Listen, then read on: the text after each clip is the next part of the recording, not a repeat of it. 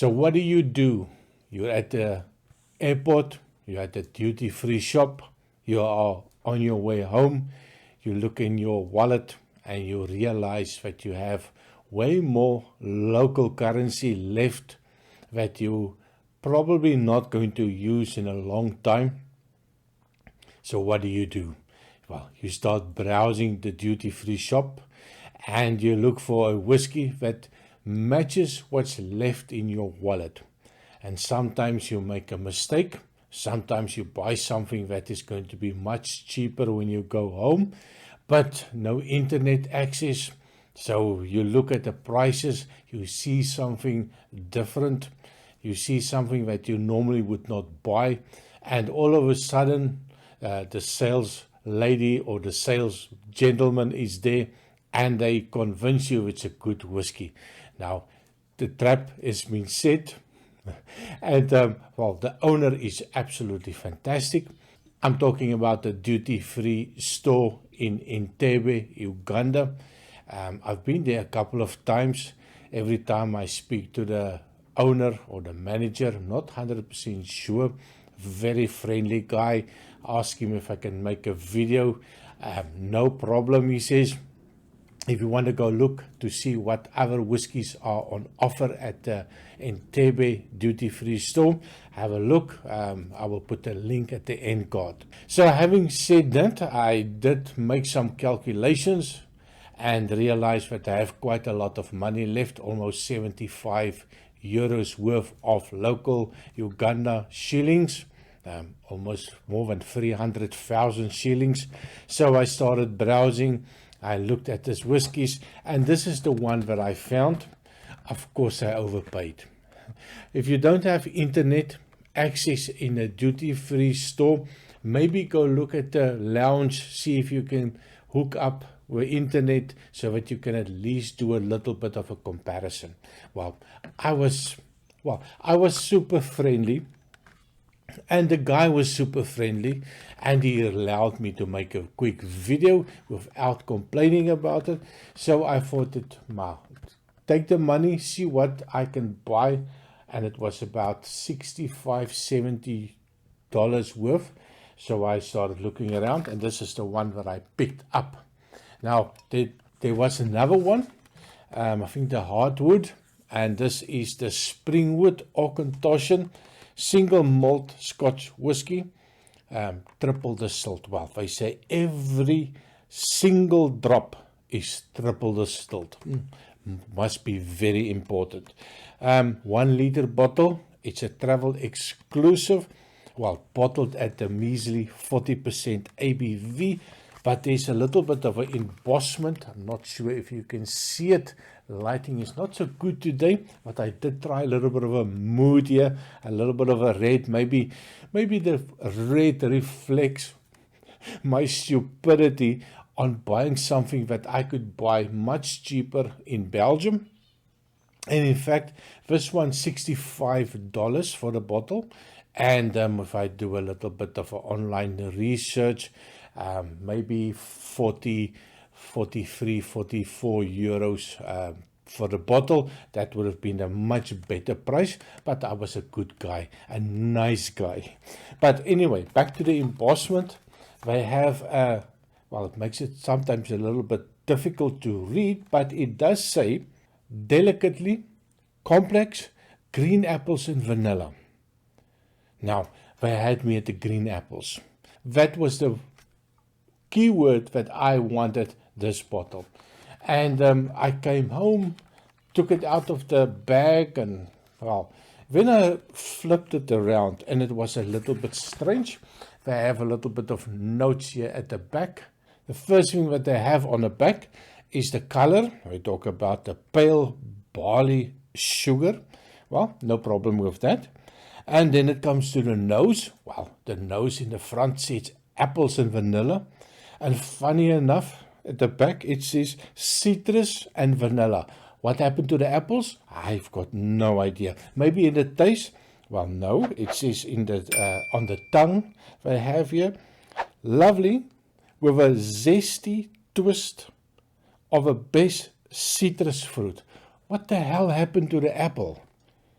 So, and even on the end, the finish, not a bloody apple inside. I don't understand it.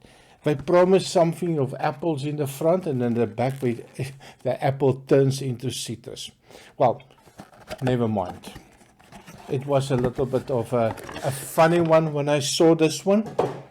I was not sure why they would do something like that, but a big fat 1 liter bottle, a hefty bottle, and I had to carry this thing from Uganda via Addis Ababa. By the way, Addis Ababa, you guys really need to up your ante when it comes to whiskey. Really terrible selection that they have there. So on the bottle itself, they do have a nice color to it, but I bet they do add some color to it, way lot color. It is a no age statement, and I think, well, and I keep on going back, $65 for this bottle. My word, it's a lot of money. But then again, I did buy it. Nobody forced me to do it. So I'm just going to do a quick review on this one, if I can find the opening on this. And I was super excited to find that apple notes. I do like a little bit of an apple note on a whiskey, and it's not a good start. So, so I'm going to have to improvise a little bit to get the cork out. The cork is totally disintegrated. So I'm going to have to, I'm not sure I'm going to get the cork out. So I'm going to have to pause the video, get a corkscrew, and see if I can get this cork out. Well, I did get a little bit of the cork out.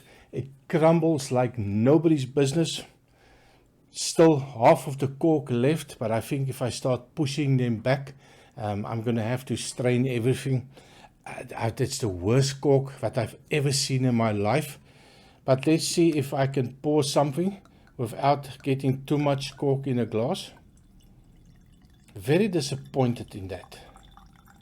The only thing that I can think of is that they did store it maybe on its side, that the alcohol destroyed the cork. But yeah, I've never seen that. There is a little bit of cork in a glass. But yeah, not too bad. I'm not going to drink a lot. So color-wise, yeah, definitely not natural color. Oh, this cork is terrible. Well, let's take a sniff and give my opinion on the Auchentoshan. And it's terrible. This is the worst whiskey that I have tasted in a long time. It's got burnt rubber. I think this bottle went off. There's definitely something off about this whiskey. This is definitely not citrus. This is definitely not a nice, clean, crisp, citrusy note. There's no apples. There's a hint of a rubber. It's terrible. I didn't know that a whiskey can go off, but I think that cork crumbling, I think that is the first hint that could be something wrong with the bottle. It's sharp. It's ethanol. It's nail polish. It's a little bit of a rotten note to it. And the apple, absolutely not. Ex-bourbon, vanilla, definitely not. Wow, how depressing is this? I just paid $65 for something it's terrible. No lovely notes on this one on the nose. On the taste, cheers. Not too bad on the taste. It's a little bit cleaner on the taste. Definitely a little bit of an appley note there. Let me just try again. Digging through the cork.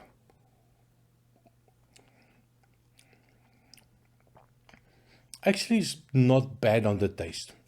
There is a little bit of an apple note, a little bit of a vanilla note coming out. Still not getting a lot of that citrus notes that they are talking about. It's a sweetness to it. There's a little youthful note. There's a little bit of a alcohol burn note coming through. Even at that 40%, I get a hint of a caramel note as well. Let me just give it one more try. Cheers.